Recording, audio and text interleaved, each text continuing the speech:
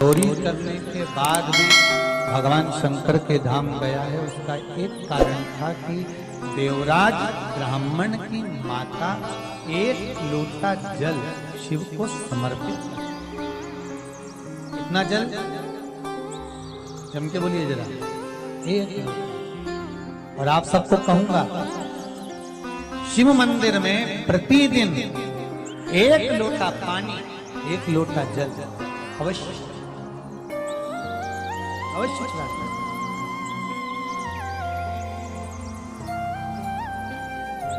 एक लोटा पानी भगवान शंकर को अवश्य। क्या होता है? 3 दोष समाप्त होते हैं एक लोटा पानी शिव जी को चढ़ाने से। 3 दोष। पहला पितृदोष, दूसरा वास्तु दोष और तीसरा कालसर्प दोष। जब हम घर में से जल लेकर जाते हैं तो हमारे घर का पानी जब जाता है तो घर का जो वास्तु केंद्र होता है वो रसोई घर होता है। रसोई घर में से जल ले जाकर शिव जी को चढ़ाते हैं तो उससे वास्तु दोष समाप्त। दूसरे नंबर पर है पितृदोष। घर का जो मटका होता है, परिंडा होता है, हंडा होता है, वो पितरों का स्थान है। उस पितरों के स्थान पर जो जल भरा होता है उसमें से अगर भाग भगवान शिव को चढ़ाया जाए तो पितरों का देवता आर्यमा भगवान शंकर के कहने पर चलता है। इसलिए वो भाग जब शिव को प्राप्त होता है तो आर्यमा संतुष्ट होकर पितरों को भी फल प्रदान करता है। तीसरे नंबर पर कालसर्प दोष। भगवान शंकर को एक लोटा पानी अगर चढ़ा रहे हो, भगवान शिव पर एक लोटा पात्र जल का अगर चढ़ा रहे हो तो आपका कालसर्प दोष समाप्त। कालसर्प दोष होता कैसे? शंकर भगवान का चढ़ा हुआ जल तुलसी जी में चढ़ाने से पत्रिका में कालसर्प दोष हो जाता है। जैसे माँ जो होती है ना, घर की जो माँ होती है, अगर गर्भ में बच्चा है, गर्भ में संतान है, और वो शिव जी पर अगर एक लोटा पानी जैसे शंकर जी पर जल चढ़ाया, थाली में सारे भगवान को निला लिया, गणेश जी, देवी जी, शंकर जी, सारे देवताओं को एक ही थाली में रखकर स्नान कराकर वो शंकर का चढ़ा हुआ जल जब चढ़ाया जाता है तुलसी जी में ले जाकर लोग डाल देते हैं, उससे जो बच्चा जन्म लेता है उस बच्चे की पत्रिका में कालसर्प दोष आ जाता है।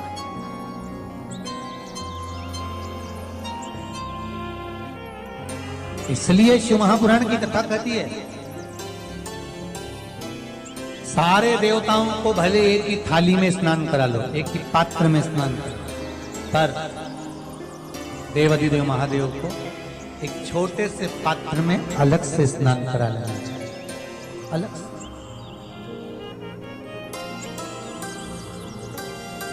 और उस पात्र का जल शिव जी को समर्पित करा हुआ जल तुलसी जी में नहीं डालना।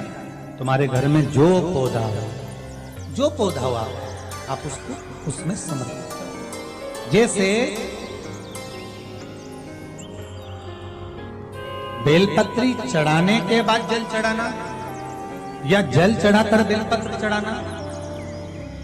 एक पत्र है, बड़ा सुंदर है, छोटा सा भाव, प्रश्न अच्छा है, आप सबके हित का।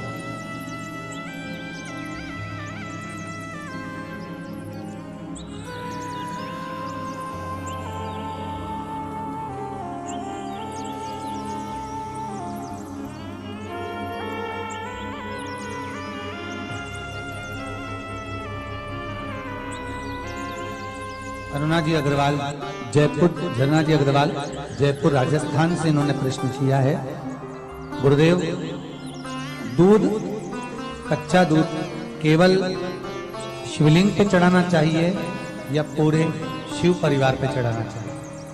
प्रश्न अच्छा है। और शिव महापुराण की कथा रुद्राक्ष उत्सव चल रहा है तो आप उसको समझें। दूध केवल शिवलिंग पे चढ़ाना चाहिए या जो शिवलिंग के आसपास में सभी परिवार विराजमान होता है उस पे भी चढ़ाना चाहिए? अगर लिंग पुराण आप उठाकर देखेंगे तो लिंग पुराण में एक बड़ा सुंदर संवाद आता है जिसमें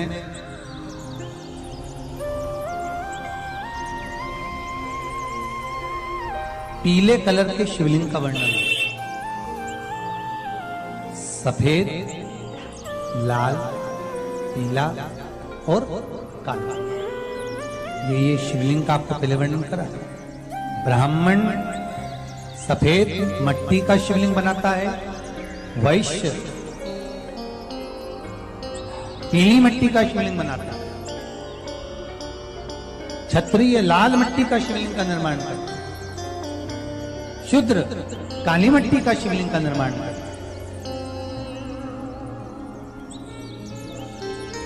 काली मिट्टी की शिवलिंग का निर्माण करता है। ये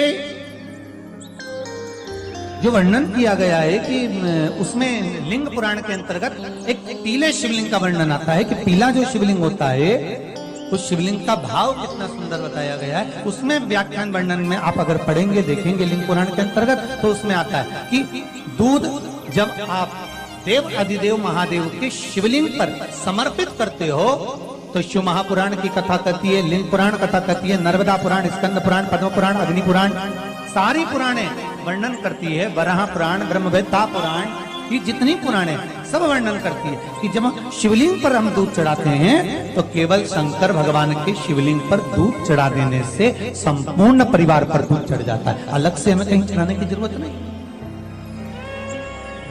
अलग से हमें कहीं दूध ले जाकर चढ़ाने की जरूरत नहीं कि हमें गणेश जी को अलग से चढ़ाना पड़ेगा, देवी जी को अलग से चढ़ाना पड़ेगा, कार्तिकेय जी को अलग से चढ़ाना पड़ेगा या नंदी को अलग से चढ़ाना पड़ेगा। तो जो प्रश्न करा है धन्ना जी अग्रवाल जी ने, जयपुर राजस्थान से हैं, सुंदर प्रश्न करा है। और ये आपको ज्ञात होना चाहिए कि शंकर भगवान पर चढ़ाया गया थोड़ा सा भी दूध जल जो हम भगवान शिव को समर्पित कर रहे हैं वो केवल शिव के लिए नहीं रहता, केवल भगवान शंकर के लिए नहीं है, वो स्वयं 33 कोटि देवताओं को समर्पित हो जाए, स्वयं 33 कोटि देवताओं को।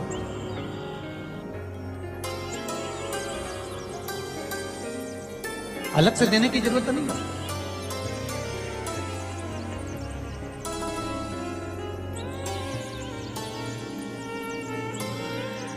महाराज एक लोटा पानी, बेलपत्री आप शिवलिंग पर तेले चढ़ा रहे हैं, उसके बाद जल चढ़ा रहे हैं। दूसरा, जल चढ़ाने के बाद बेलपत्र चढ़ा रहे हैं। ये दो अलग अलग क्रम हैं शंकर भगवान की पूजन के। आप समझ लीजिएगा जरा, ये प्रसंग कभी नहीं आया, आज आया है तो उसको समझ।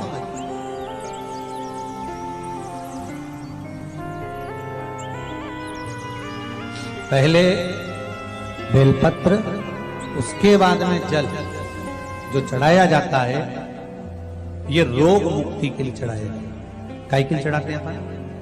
रोग के निवारण, रोग मुक्ति के। जैसे कोरोना महामारी के अंतर्गत अपन सबने स्मरण किया ऑनलाइन शिव महापुराण में कि एक वर्णन किया था कि अगर ज्यादा स्वास्थ्य गड़बड़ हो रहा है तो एक लोटा दूध था और एक लोटा पानी बेलपत्र रखकर फिर चढ़ाने का उस समय पर वर्णन किया था। आप लोगों ने, कई लोगों ने उसको किया और उसका लाभ आपको मिला। उसी तरह आप शिव मंदिर में जाकर दर्शन करेंगे तो दो चीजें अपने को दर्शन करने को मिलेगी। एक भक्त आता है शंकर जी के मंदिर में, लोग भाव से पहुंचते हैं तो पहले वो क्या करते हैं, पहले बेलपत्री चढ़ा देते हैं फिर जल चढ़ा देते हैं। और एक भक्त जो शिव मंदिर में पहुंचता है पहले जल चढ़ाता है फिर बेलपत्र चढ़ाता है। दोनों का अलग अलग क्रम है, दोनों का अलग अलग भाव वर्णन है। पहला, अगर बेलपत्र चढ़ाया है और उसके बाद अगर शंकर भगवान पे जल चढ़ा रहे हो तो ये रोग मुक्ति के लिए होता है। जैसे बड़े रोग किसी को हो जाए, रोग किसी को घेर ले तो वो बेलपत्री चढ़ाने के बाद फिर जल चढ़ाएगा तो उसको रोग थम जाएगा और फिर वो रोग आगे नहीं बढ़ेगा, आगे नहीं बढ़ेगा। रोगों को थामने के लिए बेलपत्री पहले फिर जल।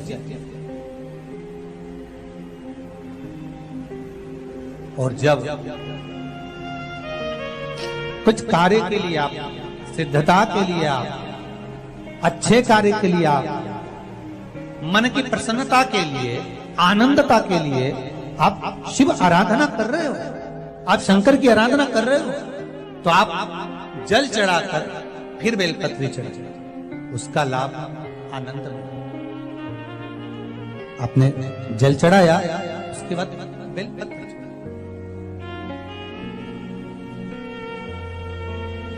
बस एक बात का स्मरण आपको होना चाहिए शिव महापुराण का, कि जब भी आप भगवान शंकर को बेलपत्र चढ़ाते हैं, बेलपत्र समर्पित करते हैं, बेलपत्र समर्पित करते समय प्रयास करा करें कि ये बेलपत्र को जब भी आप समर्पित करें, प्रयास करें कि बीच की जो पत्ती होती है बेलपत्र की, मध्य की जो पत्ती होती है, उसको अंगुष्ठ से पकड़ा जाए। उसके बाद में आप फिर बेलपत्री को शिव पर समर्पित करें, प्रयास करें। बेलपत्र जो हम भगवान शंकर को समर्पित करते हैं, उसका मध्य जो भाग होता है, बेलपत्री का जो 3 देवताओं का मध्य जो भाग होता है, उसको पकड़कर बेलपत्री को शिव को समर्पित करना चाहिए। पूर्व की कथाओं में यह भी वर्णन किया है कि बेलपत्री की डंडी का मुख कहां होना चाहिए। पूर्व की कथाओं में यह भी बताया गया है कि बेलपत्री की तीनों डंडियों के बीच में, तीनों पत्तियों के बीच में जो खाली जगह होती है, डंडी होती है, उसका क्या महत्व है, ये पूर्व की कथा में पहले बता चुके। पर आज जो क्रम चल रहा है कथा का, उसमें अपन जो समझ रहे हैं वो ये होना चाहिए कि आप किस कामना से जल चढ़ा रहे हैं, आपके जल चढ़ाने का क्रम क्या है। अगर आप रोग मुक्ति के लिए चढ़ा रहे हैं तो पहले बेलपत्र चढ़ेगी, फिर जल चढ़ेगा। आप कार्य सिद्धि के लिए चढ़ा रहे हैं, पहले जल चढ़ेगा, फिर बेलपत्र चढ़ेगी। और यदि कोई विशेष कार्य है आपका, जो आपको भगवान शंकर से जाकर कहना है, कोई विशेष कार्य, जैसे ब्रह्मलोक में ब्रह्मा है, वैकुंठ में भगवान विष्णु है, पर संसार सागर में, ब्रह्मांड में, मृत्यु लोक में अगर कोई देव है तो वो देव अधिदेव महादेव, वो देव अधिदेव महादेव, दूसरा नहीं।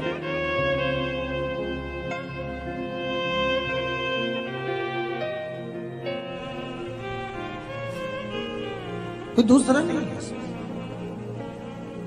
भगवान दया करना, मैं तेरे भरोसे हूँ। भोलेनाथ दया करना, मैं तेरे भरोसे हूँ। ना घर के हीम नमः, ओम हीम नमः। 6 मुखी रुद्राक्ष अटके हुए काम को सफल बनाता है। जिसका विवाह नहीं हो रहा हो, शादी नहीं हो रही हो, रिश्ते बहुत आ रहे हो, संबंध नहीं हो रहा हो, तो 6 मुखी रुद्राक्ष, स्त्री हो चाहे पुरुष हो, उसके गले में लाल धागे में डाल दिया जाए। 6 मुखी रुद्राक्ष का मंत्र है ओम हीम हूम नमः। ओम हीम हूम नमः, ये 6 मुखी रुद्राक्ष का मंत्र है। 7 मुखी रुद्राक्ष, महाराज 7 मुखी रुद्राक्ष ऐसा रुद्राक्ष है जो कोई ठेला चलाने वाला भिखारी भी हो, कोई गरीबड़ा भी हो, व्यापार नहीं चल रहा हो, बहुत हताश हो गया हो, तो 7 मुखी रुद्राक्ष को लाल धागे में धारण करने वाला थोड़ा संपदावान, धन की ओर अग्रण्य बढ़ता है। महाराज 7 मुखी रुद्राक्ष का मंत्र है ओम हूम नमः, ओम हूम नमः। यदि ये मंत्र आप नहीं लिख पा रहे हो तो शिव महापुराण की विद्येश्वर संहिता में ये सारे मंत्र लिखे हैं, उस मंत्र को आप निकाल सकते हो। ओम हूम नमः। 8 मुखी रुद्राक्ष ये रोग मुक्ति के लिए होता है। महाराज जिस व्यक्ति के घुटने में दर्द हो, कमर में दर्द हो, पीठ में दर्द हो, या आपका शरीर कहीं ना कहीं कष्ट प्रदान कर रहा हो, तो 8 मुखी रुद्राक्ष का पानी पीना प्रारंभ कर दीजिए। 8 मुखी रुद्राक्ष को जल के पात्र में रखो, उसका आचमन करना, पानी पीना चालू कर दीजिए, वो फल देना प्रारंभ कर देगा। महाराज 8 मुखी रुद्राक्ष माताएं अपने उल्टे हाथ पर बांध सकती हैं और पुरुष अपने गले में धारण कर सकते हैं महाराज। जिनको ब्लड प्रेशर की बीमारी हो, शुगर की बीमारी हो, तो 8 मुखी रुद्राक्ष फल प्रदान करता है महाराज। 8 मुखी रुद्राक्ष का मंत्र है ओम हूम नमः, ओम हूम नमः। 8 मुखी रुद्राक्ष का एक नियम भी है, यदि शुगर बहुत ज्यादा है और कंट्रोल में नहीं आ रही तो गाय के गोबर का कंडा, कंडा जानते हो, उपला कंडा जिसको थेपते हैं गाय के गोबर का, तो कंडे को उपले को सुखा लो, खाकर उस कंडे को अपने पांव के नीचे रखो, उस पे हल्दी डाल लो और हल्दी डालकर 8 मुखी रुद्राक्ष का मंत्र ओम हूम नमः बोलकर पांव रखकर थोड़ी देर बैठ जाओ। रोज प्रतिदिन 15 से 20 मिनट पांव रखकर, जैसे कुर्सी पे बैठते हो तो स्टूल पे पांव रखते हो, उसी तरह उस कंडे पर पांव रखो, उस उपले पर पांव रखो और रखकर 20 मिनट बैठो। 3 दिन के अंदर शुगर लेवल में आना प्रारंभ हो जाएगी। कुछ नहीं करना, बस मंत्र जपना और पांव रखना। कर जरूर देखना, कहीं सीवर वाला हमारा झूठ तो नहीं बोल रहा, इसलिए कर जरूर देखो। शिव महापुराण के उपाय आप जरूर करो, आपको फल मिलेगा। उपाय जरूर करो। 8 मुखी, 9 मुखी रुद्राक्ष महाराज वंश को बढ़ा। जिस नारी का गर्भ नहीं ठहर रहा हो, संतान नहीं हो रही हो, सारे इलाज करवा लिया हो और डॉक्टर बोल रहा है कि हर तरह से ठीक है, फिर भी संतान नहीं हो रही, तो 9 मुखी रुद्राक्ष को गले में धारण कर लें, पति और पत्नी दोनों। 9 मुखी रुद्राक्ष एक और लेकर आए, जिसको चांदी की कटोरी में या चांदी का कोई छल्ला हो, तार हो, कटोरी में रखकर उसमें 9 मुखी रुद्राक्ष पानी में डाल दें। उस पानी को सोने से पहले पीना चालू कर दें। छल्ला या चांदी की कटोरी या चांदी का पात्र उसमें जरूर होना चाहिए। चांदी का पानी और 9 मुखी रुद्राक्ष का पानी पीना चालू कर दें, नारी का गर्भ ठहर जाता है महाराज। 9 मुखी रुद्राक्ष गर्भ को ठहराने के लिए, संतान प्राप्ति के लिए होता है। 9 मुखी रुद्राक्ष का मंत्र है ओम हीम हूम नमः, ओम हीम हूम नमः। ये 9 मुखी रुद्राक्ष का मंत्र है। 10 मुखी रुद्राक्ष घुटने और कमर दर्द के लिए होता है। 10 मुखी रुद्राक्ष घुटने का दर्द हो, कमर का दर्द हो, डॉक्टर बोल रहे हो कि घुटना बदलना होगा, तो 10 मुखी रुद्राक्ष को उस समय पहन कर देखिए महाराज। उसका मंत्र है ओम हीम नमः। 11 मुखी रुद्राक्ष ये भी रोग मुक्ति के लिए है, ब्लड प्रेशर के लिए है महाराज। बीपी ऊंचा नीचा होता हो, चक्कर आते हो और ब्लड प्रेशर ऊंचा नीचा हो रहा हो, तो 11 मुखी रुद्राक्ष को और 12 मुखी रुद्राक्ष को, इन दोनों को पहनना चाहिए। 11 मुखी और 12 मुखी रुद्राक्ष ये दोनों ब्लड प्रेशर को कंट्रोल करते हैं महाराज। तो 11 मुखी रुद्राक्ष का मंत्र है ओम हीम नमः और 12 मुखी रुद्राक्ष का मंत्र है ओम क्रोम। क्रोम मतलब का कबूतर वाला, उसके नीचे राखी मात्रा क्रोम। छ्रोम छतरी वाला छोम। रोम रा ओ की मात्रा अम की बिंदी रोम नमः। ओम क्रोम श्रोम रोम नमः। ये ब्लड प्रेशर के लिए। इस मंत्र का यदि व्यक्ति वीडियो को लाइक शेयर एंड चैनल को सब्सक्राइब करें।